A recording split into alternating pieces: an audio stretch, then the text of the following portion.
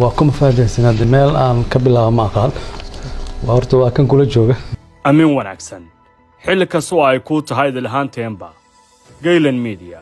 waxay haysaa waraysi dhif iyo naadir ah waraysigii ugu horeeyay ee uu bixiyo shaqsigii ugu hadal haynta badnaa siyaasadda Soomaalida sanooyinkii la soo dhaafay waraysigan oo xambaarsan xogo xasaasiya iyo ka warramida dhacdooyinkii dalka soo maray sanooyinkii la soo dhaafay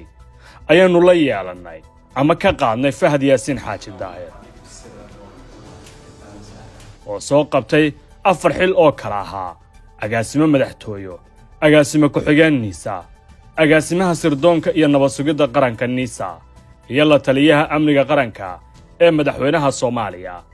4 jago iyo xilhaynta Fahad Yaasiin ee 5 sano iyo bilooyin dheeraad ah waxay leeyihiin dhacdooyin ku wareegsan oo xasaasi ah waa markii koobaad oo Fahad warintan si toos ah nooga ogolaado inaan waraysi kala yeelano warcelimaha aan waraysigan kaga bogan doontaan waxa kamid ah waxaan ahay hooyo koris ayada ay barbaarisay ayada ay korisay sooyaalka shakhsiyadda Fahad Yaasiin koritaan xirfad يعني فهد ومعلم دكتور قرآن وصامري noloshii bilowgeedii waxaan ka bilaabay dugsi quraan ama macalinka noqdo iyo kamid ahaanshaha kooxaha salafiga aniga waxaan kamid ahaa dhalinyaradii ku qanacday manhajka salafiga ah ku qanacday ururka al-Ittixaad Islaami xubin ka noqday darajooyin sarsare waliba ka gaaray waana ku faanaa dhammaan su'aalaha hoos imaanaya su'aasha weyn ee ah waa kuma Fahad Yaasiin 2 maamulkiisa Niisa oo ay ku jiraan su'aalaha ugu badan ee la isweydiinayo ahaana waxyaabaha sida weyn dadka Soomaalida oo dhan ay jeclaan lahaayeen xog badan inay uga helaan waxaan hay'adda ka saaray wax allaale iyo wixii faragelin ajnabi ah oo ku dhex jiray oo si xad dhaaf ah ugu dhex jiray 3 doorkiisii faragelinta dawlad goboleedyada ee ay ku samaysay dawladdii oo xubinta sare ka ahaa ayna u horeysay Jubbaland dhacdooyinkii qarsoonaa ee Axmed Madoobe iyo dawladda federaalka ee Soomaaliya dhex maray hatta waxaan gaaray inaan ku iraahdo iyadoo mas'uuliyiin Kenya fadhiyaan Axmed Madoobe u sheega madaxweynaha ugu farmaajo waaye ma aha madaxweynaha Kenya muxuu Fahad ka og yahay waanuna ka warsan doonaa maanta waxaan aaminsanahay Jubbaland Puntland inay ku khasaartay xiriirka ee Jubbaland la samaystay waagaas 4 warinta kiiska sargaalad Ikraan Tahliil Faarax waa markii koobaad ee Fahad kiiskan furo ka hadalkiisa Ikraan waa aqaanaa ayadana aqaanaa qoyskeedana aqaanaa hooyada ma aqaanaa familkeedana aqaanaa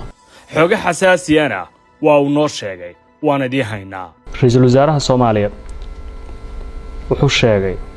inuu og yahay dadkii dilka dambe ashii waa runtiisa aan mareena uu og yahay waa runtiis 5 ruraanshaha isku milanka hay'adda nabad sugidda iyo sirdoonka Soomaaliya ee Niisa iyo kooxda argagixiso ee Al-Shabaab 6 Niisa maanta waxaa xukuma mahadsalaad waa maxay aragtida madaxweyne xasan sheekh maxamuudna mahadsalaad